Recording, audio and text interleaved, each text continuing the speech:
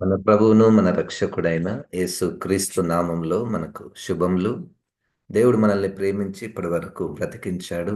దేవుని యొక్క జీవము కలిగినటువంటి మాటలు వినడానికి దేవుడు మంచి అవకాశాన్ని దేవుడు మనకు అనుగ్రహించాడు. దేవుని మాటలలో ఉన్నటువంటి వెలుగు మన మీద ప్రకాశించునుగాక. 13వ అధ్యాయము మత్తయి సువార్తలో దేవుని యొక్క వాక్యము విత్తనముగా విత్తబడుచుండగా కొన్ని వాక్యాలు అనగా కొన్ని విత్తనాలు రోడ్డు ప్రక్కన పడ్డాయి.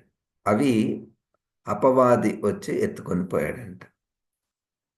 దానికి అక్కడ ఎందుకు అపవాది ఎత్తుకొని పోయాడంటే, వాళ్ళు విన్నటువంటి వాక్యాన్ని అర్థము చేసుకొనలేదు కనుక అపవాది వచ్చి ఎత్తుకొని పోయాడు.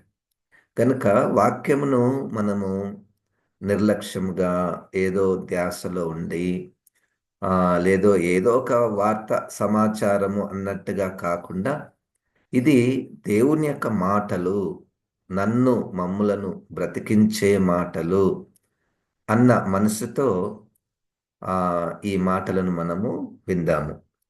దావీదు గారు రాసినటువంటి కీర్తన 30వ కీర్తన.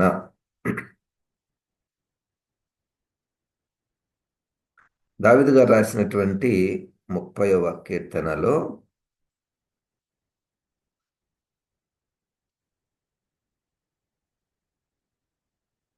7వ వచనం నుండి నేను చదువుతున్నాను. 7, 8, 9. యెహోవా దయ కలిగి నీవే నా పర్వతమును స్థిరపరచితివి. నీ ముఖమును నీవు దాచుకొనినప్పుడు నేను కలత చెందితిని.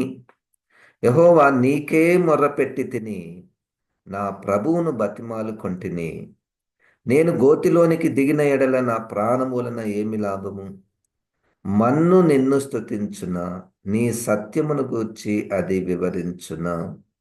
యెహోవా ఆలకింపుము, నన్ను కరుణింపుము. యెహోవా నాకు సహాయుడవై ఉండుము. ఈరోజు మన ధ్యాన అంశము 7వ వచనంలో 2వ భాగంలో, నీ ముఖమును నీవు దాచుకొనినప్పుడు నేను కలత చెందితిని. దేవుడు ముఖమును దాచుకొనుట అంటే ఇక్కడ దేవుని యొక్క దాసుడు దావీదు గారిని ముఖమును దాచుకొనుట అనగా విడిపోవుట, అనగా దూరముగా ఉండుట, అనగా ముఖమును దాచుకొనుట అంటే ఇంకా దేవుని వైపు నుండి ఎటువంటి కనెక్షన్, ఎటువంటి కృప, దయ, స్వస్థత విడిచిపెట్టినటువంటి సందర్భం. ఈ విషయము దావీదు గారు 51వ కీర్తనలో దేవుడు విడిపోతే ఎట్లుంటుంది, దేవుడు విడిపోతే తన మనసులో కలిగినటువంటి భావాలు, నీ ఆత్మను నా యొద్ద నుండి తీసివేయకుము ప్రభువా అని. దేవుడు విడిపోవడానికి గల కారణము, దేవుడు దూరముగా ముఖమును త్రిప్పుకోవడానికి గల కారణములు నానా రకాలుగా ఉంటాయి. ఇక్కడ దావీదు గారి విషయంలో కూడా బెత్షెబ విషయంలో చేసినటువంటి తప్పిదాన్ని బట్టి దేవుడు తన కుమారుణ్ణి మొత్తినటువంటి సందర్భంలో ఆయన దేవునికి దూరమైనట్టుగా తన మనసులో భావించి ఆ 51వ కీర్తన ఏడుస్తూ పశ్చాత్తాపపడుతూ ఇక్కడ నేను పాపము చేశాను అని ఒప్పుకునుట ఒక ఎత్తు, నన్ను విడిచిపోకు ప్రభువా అని చెప్పుట ఇంకొక ఎత్తు. నీ ఆత్మ నా నుండి తీసివేయకుము, నీ ముఖమును నాకు నా నుండి త్రిప్పివేయకుము. ప్రశ్న ఏంటంటే ఈ మాటలు ధ్యానం చేస్తున్నప్పుడు అసలు నేను దేవుడు నాతో ఉన్నాడా లేదా అనేటువంటిది. ఎప్పుడు ఉంటాడు, ఎప్పుడు ఉండడు, ఎప్పుడు ఉంటాడు, ఎప్పుడు ఉండడు. ఉండనటువంటి జీవితము, దేవుడు ముఖమును త్రిప్పుకున్నటువంటి జీవితము మనకు దుఃఖకరం. చూడండి, దేవుడు మన నుంచి విడిపోయాడు అంటే తలను మొండాన్ని తలను శరీరం నుంచి వేరుపరిస్తే ఎట్లా ఉంటుంది? తలను శరీరం నుంచి వేరు చేస్తే ఎలాగుంటుంది? అలాగుంటుంది.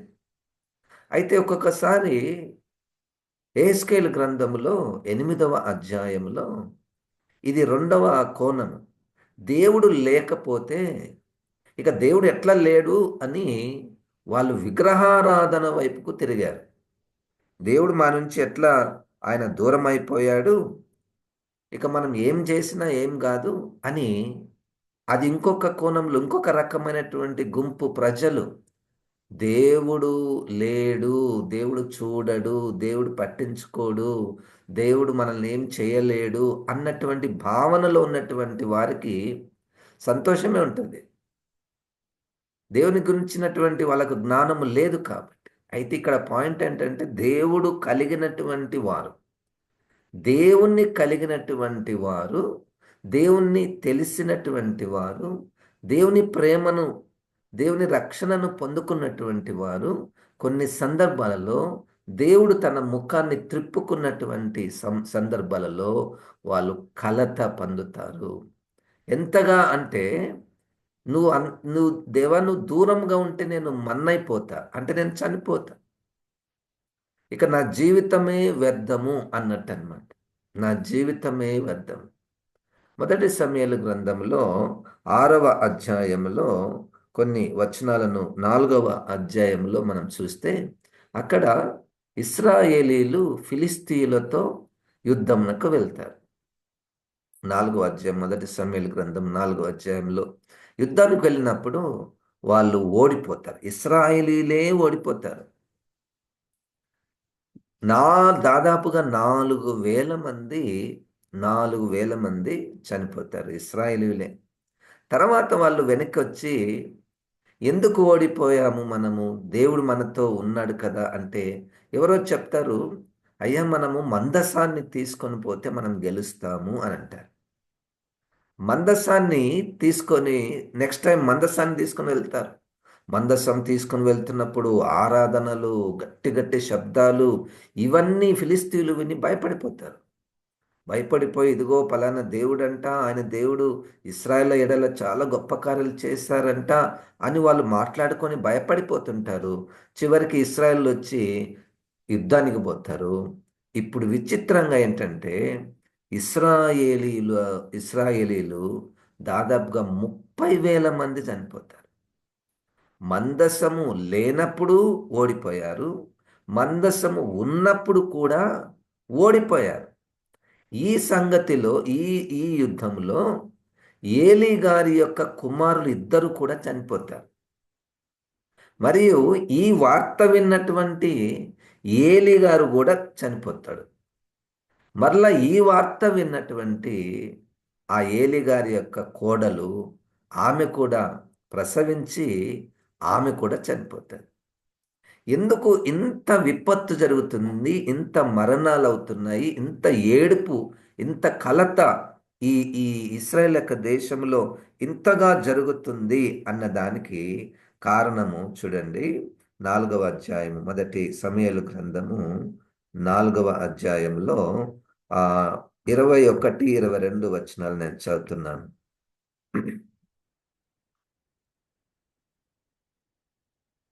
దేవుని మందసము పట్టబడినదను సంగతిని తన మామయు పెనిమిటియు చనిపోయిన సంగతిని తెలుసుకొని ప్రభావము ఇశ్రాయేలీయుల నుండి పోయెనని చెప్పి తన బిడ్డకు ఇకాబోదు అను పేరు పెట్టెను. దేవుని మందసము పట్టబడి పోయినందున ప్రభావము ఇశ్రాయేల్లో నుండి చెరపట్టబడిపోయినని ఆమె చెప్పెను. అంటే ఒక్క మాటలో దేవుని యొక్క ప్రభావము ఇశ్రాయేలుల నుండి వెళ్ళిపోయింది. దేవుని ప్రభావము లేదు, మందసం ఉన్నది కానీ ఈ మందసాన్ని వాళ్ళు కేవలము ఒక ఒక దైవికమైనటువంటి వస్తువుగా వాళ్ళు చూస్తున్నారు. కానీ నిజముగా దేవుడు మాతో ఉన్నాడా లేదా? మందసం అయితే దేవుడు కాదు కదా. మందసము దేవుడు కాదు. దేవుడు ఉన్నాడు, దేవుడు శక్తిమంతుడు ఆ, అని చెప్పుటకు అదొక గుర్తు. నిజముగా వీళ్ళ నుంచి దేవుడు వెళ్ళిపోయాడు. దేవుని మహిమ వెళ్ళిపోయింది. దేవుడు వాళ్ళ నుంచి డిస్కనెక్ట్ అయిపోయాడు. అప్పుడు అక్కడ మనకు ఓటమి, అప్పుడు అక్కడ మరణము, అప్పుడు అక్కడ ఏడుపు, ఇవన్నీ మనకు కనపడుతున్నాయి. ఈరోజు ఒకటే పాఠము. దేవుడు తన ముఖాన్ని తిప్పుకుంటే, దేవుడు మనల నుంచి విడిపోతే మనకు దుఃఖమే మిగులుతుంది. అది మీకు అనుభవం ఉందో లేదో తెలియదు. నాకైతే చాలా కనపడుతుంటది. ఎందుకు ఇది జరిగింది, ఎందుకు ఇంత విపత్తు జరిగింది అంటే, ఎక్కడనో దేవుడు డిస్కనెక్ట్ అయిపోయాడు. ఎక్కడో దేవుడు డిస్కనెక్ట్ నాతో పర్సనల్ రిలేషన్షిప్, నాతో దేవునికి ఉన్నటువంటి వ్యక్తిగత సంబంధము తెగిపోతుంది.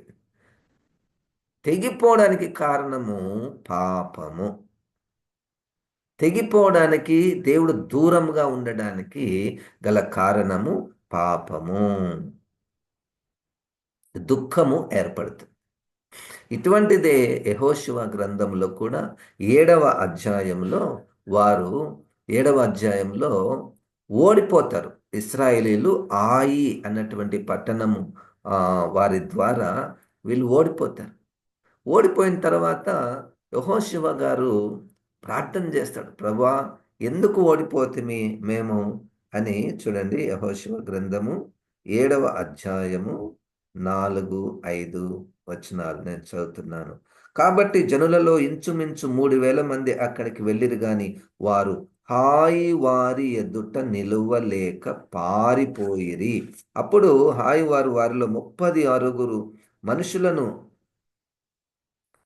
హతము చేసిరి, మరియు తమ గవిని యొద్ద నుండి షేబారీము వరకు వారిని తరిమి మోరాదులో వారిని హతం చేసిరి. కాబట్టి జనుల గుండెలు కరిగి నీరైపోయెను. యెహోషువ తన బట్టలు చింపుకొని తానును ఇశ్రాయేలు పెద్దలను సాయంకాలం వరకు యెహోవా మందసం ఎదుట నేల మీద ముఖములు మోపుకొని తమ తలల మీద ధూళి పోసుకొనొచ్చు. అయ్యో ప్రభువా యెహోవా, మమ్మును నశింప చేయనట్లు ఆమోరీల చేతికి మమ్మను అప్పగించుటకు ఈ జనులను ఈ యోర్దాను నీవెందుకు దాటించితివి?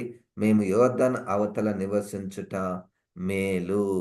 తర్వాత 12వ వచనంలో, అప్పుడు కాబట్టి ఇశ్రాయేలీలు శాపగ్రస్తులై తమ శత్రువుల ఎదుట నిలవలేక తమ శత్రువుల ఎదుట వెనుకకు తిరిగిరి. శాపగ్రస్తులైన వారు మీ మధ్య నుండకుండా మీరు వారిని నిర్మూలము చేసితేనే తప్ప నేను మీకు తోడై ఉండను. ఇశ్రాయేలు ఉన్నారు, దేవుడు తోడుగా ఉన్నాడు. కానీ ఇప్పుడు నేను తోడుగా ఉండను. నేను మీకు దూరం అవుతాను. దూరం అయితే ఏమవుతుంది? యుద్ధంలో ఓడిపోతున్నారు, యుద్ధంలో మరణాలు చూస్తున్నారు. ఎందుకు ప్రభువా అంటే, శాపగ్రస్తమైనటువంటిది ఒకటి మీలో ఉన్నది. అంటే ఇంకొక మాటలో, మనకు తెలిసిన మాటలో, ఒక పాపం జరిగింది, రహస్యమైనటువంటి పాపం జరిగింది. ఇన్ని లక్షల మందిలో ఎవరో ఒకరు చెయ్యరాని పని చేసి ఆ జనము మీదికి ఈ విపత్తు తీసుకొని రావడానికి కారకులు అయ్యారు. ఆ కారకులు అయ్యారు. ఈ విపత్తు నా కుటుంబంలో ఇంత విపత్తు, ఇంత ఏడుపు, ఇంత కలవరము జరుగుతుందంటే దేవునిని ఎరిగినటువంటి వారు, నేను దేవుని ఎరిగినటువంటి వారి గురించి నేను మాట్లాడుతున్నాను. దేవుడు ఎరగనటువంటి వారికి, ఇక వాళ్ళకు ఇంకా రక్షణ లేనటువంటి వారి విషయంలో మనం మాట్లాడటలేదు. కానీ దేవుణ్ణి తెలిసినటువంటి వారు, దేవుని యొక్క కృపను పొందినటువంటి వారు, దావీదులాగా దేవునితో దగ్గర సంబంధాన్ని కలిగినటువంటి వారు, శాపగ్రస్తము అయినటువంటిది పాపము లేదా దొంగతనము. ఆకాన్ అన్నటువంటి వ్యక్తి దొంగతనం చేశాడు గనుక అక్కడ వారు ఓడిపోవుటకు అది కారణమైంది. అప్పుడు ఎప్పుడైతే పాపము అన్నటువంటిది వస్తుందో దేవుడు ఆటోమేటిక్గా డిస్కనెక్ట్ అయిపోతాడు. ఎందుకు దేవుడు ముఖాన్ని తిప్పుకుంటాడు అంటే ఆయన పరిశుద్ధుడు గనుక. ఆయన పరిశుద్ధుడు గనుక ఆయన ముఖాన్ని తిప్పుకుంటాడు. ఆ ముఖాన్ని తిప్పుకున్నటువంటి అనుభవము తట్టుకోలేకపోతున్నాడు దావీదు గారు. ప్రభువా, నువ్వు ముఖాన్ని తిప్పుకుంటే, నువ్వు నా నుంచి డిస్కనెక్ట్ అయిపోతే శరీరం నుంచి తల వేరైనట్టే. శరీరం నుంచి తల వేరైనట్టే. అందుకనే యోహాను సువార్తలో 15వ అధ్యాయములో ప- ఇ- ఇక్కడ 15వ అధ్యాయంలో ప్రారంభంలో చూడండి, నేను నిజమైన ద్రాక్షవల్లిని, నా తండ్రి వ్యవసాయకుడు, నాలో ఫలింపని ప్రతి తీగను ఆయన తీసి పారవేయును, ఫలించు ప్రతి తీగె మరి ఎక్కువగా ఫలింపవలనని దానిలోని పనికిరాని తీగలను తీసివేయును. నేను మీతో చెప్పిన మాటను బట్టి మీరు ఇప్పుడు పవిత్రులై ఉన్నారు. నా యందు నిలిచియుండుడి, మీ యందును నేనును నిలిచియుందును. తీగె ద్రాక్షవల్లిలో నిలిచియుంటేనే గాని తనంతట తానే ఎలాగు ఫలింపదో, అలాగే నా యందు నిలిచియుంటేనే గాని మీరును ఫలింపరు. ద్రాక్షవల్లిని నేను, తీగలు మీరు. ఎవడు నా యందు నిలిచియుండునో, నేను ఎవని యందు నిలిచియుందునో వాడు బహుగా ఫలించును. నాకు వేరుగా ఉండి మీరు ఏమీ చేయలేరు. ఈ ద్రాక్షవల్లితో అంటుగట్టబడి ఉంటేనే గాని అది ఒంటరిగా ఫలించదు. తనంతట తానే అంటే యేసుక్రీస్తు లేకుండా, తల లేకుండా అన్నట్టు. యేసుక్రీస్తు లేకుండా మనంతకు మనము అంటే ఫలించలేము. చెట్టు నుండి కొమ్మను కట్ చేసి బయట పారేస్తే ఏమవుతుంది? మెల్లమెల్లగా ఆ కొమ్మ ఎండిపోతుంది, చనిపోతుంది, కాళ్ళ క్రింద త్రొక్కబడుతుంది. అది నిజమైనటువంటి పరిస్థితి ఏర్పడుతుంది. దేవునికి దూరముగా ఉండి, నాకు వేరుగా ఉండి మీరు ఏమీ కూడా చేయలేరు. వింటున్నటువంటి నీకు నాకు మన సంబంధం సాధారణంగా మానవ రీతిగా ఆలోచించిన మనల్ని బాగా ప్రేమించిన వారు లేదా మనము బాగా ప్రేమించిన వారు మాట్లాడకుండా ఉంటే, దూరంగా ఉంటే, ముఖం దిప్పుకొని తిరుగుతుంటే మనకు ఎంత బాధ అవుతుంది. ఆ అనుభవాలు మనకున్నాయి కదా. శరీర రీత్యా బంధువులలో కానీ, మిత్రులలో కానీ, రక్త సంబంధులలో కానీ మనం ఎంత ప్రేమించి, ఎంత ఇష్టపడి వారిని మనం హృదయాల్లో పెట్టుకుంటాము. వాళ్ళ ముఖం తిప్పుకొని పోతుంటే ఎట్లుంటుంది? నిజంగా చాలా బాధపడతాం మనం. కానీ ఇక్కడ ఆత్మీయ సంబంధములో ఆత్మీయ సంబంధంలో దేవుడు ఉన్నాడా, నాతో కనెక్ట్ అయి ఉన్నాడా, లేదా దూరంగా ఉన్నాడా? కనెక్ట్ అయి ఉన్నాడా, దూరంగా ఉన్నాడా అనేటువంటిది నిజముగా రక్షణ పొంది పాపం అన్నటువంటి దాని మీద భయము కలిగి ఉన్నటువంటి వారు పొరపాటు చేసినప్పుడు, తప్పిదము చేసినప్పుడు, దేవునికి విరోధముగా తిరిగినప్పుడు, పాపము చేసినప్పుడు దేవుడు దూరమైనటువంటి అనుభవం వారికే తెలుస్తుంది. ఆ దూరమైనటువంటి అనుభవంలో వారు చచ్చినటువంటి వారితో సమానముగా ఎంచుకుంటారు. ప్రభువా, నువ్వు దూరం వెళ్ళిపోతే మన్నైపోతా, నేను చనిపోతా, నాతో ఏం ప్రయోజనం ఉంటుంది అని దావీదు గారు 30వ కీర్తనలో చెప్పినట్టు మనల్ని కలిపేటటువంటిది దేవుడు నాకు శిరస్సు, ఆయన నాకు రక్షకుడు, ఆయన నాకు ప్రభువు, ఆయన నాకు కాపరి. ఎప్పటి వరకు? నేను పాపము జోలికి పోనంత వరకు. ప్రభువా, నీ ముఖమును త్రిప్పుకొనకుము. ఒక మాట 40వ అధ్యాయము సంఖ్యాకాండంలో అక్కడ ఒక విచిత్రమైన సంగతి జరుగుతుంది. 40వ అధ్యాయము సంఖ్యాకాండము ఐఎమ్ సారీ.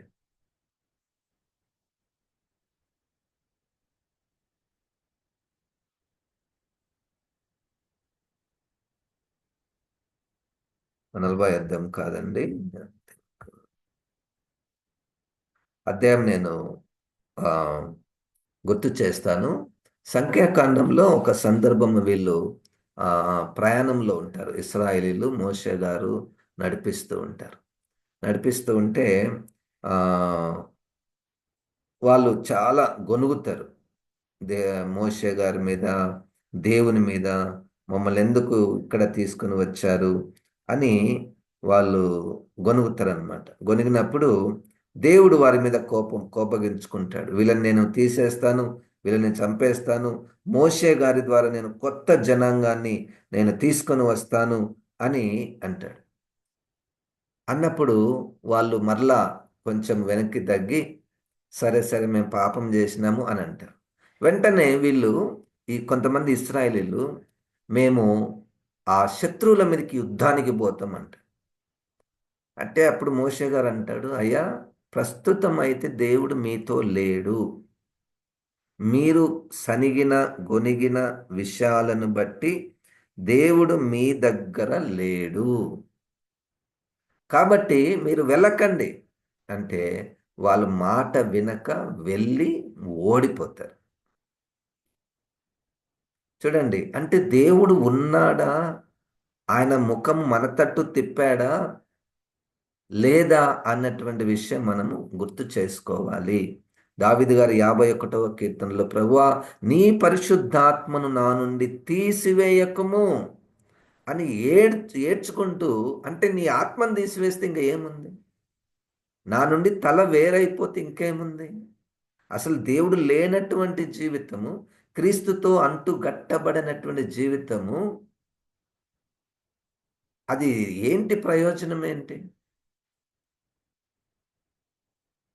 అందుకనే ప్రారంభంలో ఒక పాట పాడారు కదండి. నీవు మాట్లాడని రోజున నా కనులకు నిదుర కరువాయని. అది నిజంగా ఆలోచిస్తే ఆ దేవుడు మాట్లాడకపోతే నిద్ర రాదా అంటే, ఆ అనుభవం చూడండి. ప్రభా, నువ్వు మాట్లాడకపోతే అసలు నాకు నిద్ర రాదు అన్న అనుభవము. అంటే దేవుడు ఎప్పుడు నాతో మాట్లాడాలి, అప్పుడే నేను జీవించినట్టు. లేకపోతే కలవరం. దేవుడు ఏమైందో, ఎందుకు ముఖం తిప్పుకున్నాడో, ఎందుకు నాతో మాట్లాడడం లేదో. ఉం? అని కలవరము వస్తుంది అంటే అది గుడ్ సైన్. దేవుడు అసలు నాతో ఉన్నాడా, నేను దేవునితో అంటుకట్టబడి ఉన్నానా లేదా, రోజు నాతో మాట్లాడుతున్నాడా, ఆ సెన్స్ తెలిసిపోతుంది. రక్షణ పొందినటువంటి వారికి తెలిసిపోతుంది. వెంటనే గుర్తు చేసేస్తాడు దేవుడు. మనకు నిష్కారణంగా ఏ కారణం లేకుండా సడన్గా ఒక విపత్తు వచ్చేస్తుంది. సడన్గా ఒక విపత్తు జరుగుతుంది. కలవర పడిపోతాము. వెంటనే దేవుడు గుర్తు చేస్తాడు. అయ్యా, నేను లేను నీ దగ్గర, ఇదిగో నువ్వు ఇట్లా చేశావు అమ్మా, నీ వల్లనే నేను దూరం అయిపోయాను. నేను దూరం అయిపోతే యుద్ధాల్లో ఓడిపోతావు. నేను దూరం అయితే నీకు కలవరమే, కలతనే. దేవుడు దగ్గరుంటే శ్రమలు రావని కాదు, కానీ దేవుడు దగ్గర ఉన్నప్పుడు, అంటుగట్టబడినప్పుడు శ్రమలలో సమాధానం ఇస్తాడు. శ్రమలను తట్టుకునే బలమునిస్తాడు. అందుకనే అపోస్తలులు వాళ్ళని కొట్టినప్పుడు వాళ్ళు సంతోషంతో గంతులు గంతులు వేసుకుంటూ పరిగెత్తినట్టు మనము అపోస్తల కార్యంలో మనం చూస్తాం. అది వేరే. ఆ విపత్తు, ఆ శ్రమలు వేరే. దేవుడు విడిపోయినప్పుడు, దేవుడు దూరం అయినప్పుడు కలిగేటటువంటి బాధ. యోహాను సువార్తలో 6వ అధ్యాయంలో యేసుక్రీస్తు చెప్పిన మాటలకు వాళ్ళు చాలా, కొంతమంది శిష్యులు బాధపడి కఠినంగా, ప్రభా, నీ నీ మాటలు మేము ఎక్కడ వినేది అని వెళ్ళిపోతారు, వదిలిపెట్టి వెళ్ళిపోతారు. క్రీస్తును వదిలిపెట్టి వెళ్ళిపోతారు. అప్పుడు యేసుక్రీస్తు అక్కడ ఉన్నటువంటి శిష్యులను అడుగుతాడు, మరి మీ సంగతి ఏంటి? మీరు కూడా ఉంటారా, పోతారా నా నుండి అని. చూడండి, యోహాను సువార్త 6వ అధ్యాయము చివరి వచనాలలో 66 వచనము.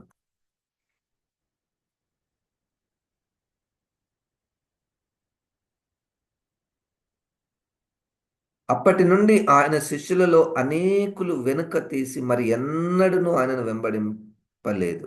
కాబట్టి యేసు, మీరు కూడా వెళ్ళిపోవాలని ఉన్నారా అని 12 మందిని అడగగా, సీమోను పేతురు, ప్రభువా, ఎవని యొద్దకు వెళ్ళుదుము? నీవే నిత్య జీవపు మాటలు గలవాడవు. ఇక వేరే క్వెషనే లేదు. నిన్ను వదిలిపెట్టే క్వెషనే లేదు. ఎంత శ్రమొచ్చినా నిన్ను వదిలిపెట్టే క్వెషనే లేదు. నీవు నిత్య జీవపు మాటలు గలవాడవు. నిత్య జీవపు మాటలు లేకపోతే ఏమైతది? ఉత్తి శరీరమే ఉంటది. కొన్ని రోజులు బ్రతికినంత కాలం బతుకుతది, చనిపోతది.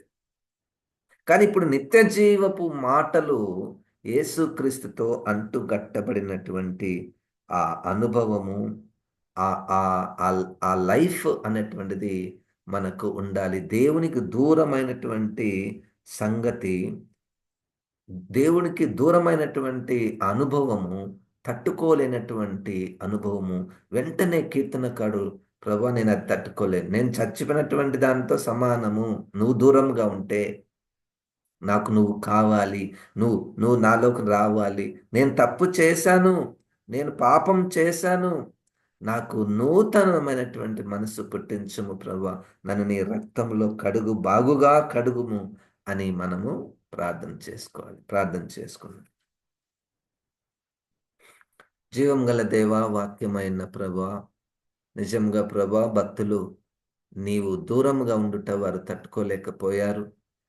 ప్రభా, నీవు మాకు దేవుడవై ఉన్నందుకు నీకు వందనాలు ప్రభా. రమ్ము, మాలోనే ఉండుము ప్రభా. ప్రభా నాయన, మేము నీలో, నీ మాటలు మాలో నిలిచి ఉండుటకు ప్రభా సహాయం చేయమని, మా జీవిత కాలమెల్లా ప్రభా నిన్ను కలిగి మేము జీవించుటకు సహాయం చేయమని యేసు క్రీస్తు నామమున ప్రార్థిస్తున్నాము తండ్రి. ఆమెన్. ఇప్పుడు మన పరమ తండ్రి అయిన దేవుని యొక్క ప్రేమ, ప్రభువైన యేసుక్రీస్తు యొక్క కృప, పరిశుద్ధాత్మ దేవుని యొక్క సహవాసము మనకందరికి సదాకాలము తోడయుండును గాక. ఆమెన్. ఆమెన్. దేవుడు మనల్ని దీవించును గాక.